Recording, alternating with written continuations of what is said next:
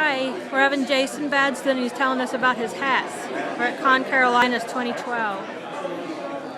I started making hats about 2 years ago. The original one I did went with a costume I wore myself. And then I just noticed that a lot of people had some interest in asking about my work, so I started doing those. Each one I think tells a little story all by itself. I think the nautical theme seems to go a lot with steampunk.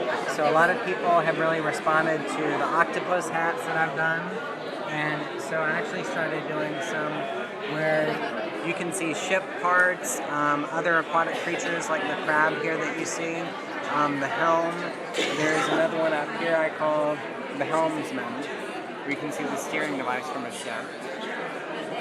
And some of them I think are a throwback to the Victorian era and when hats were really a big part of fashion. Like this one, for instance. To me, it's very much sort of aristocratic lady's hat.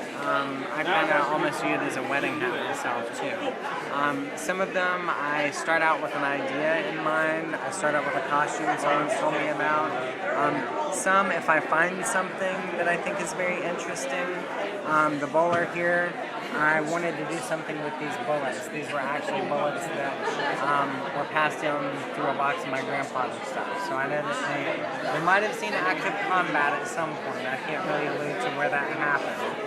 But they're actually real bullets that I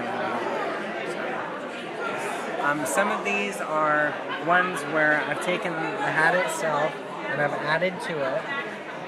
Some I actually take and I've dyed them to get them the color that I want them to be. And then the smaller ones are actually hand-built hats.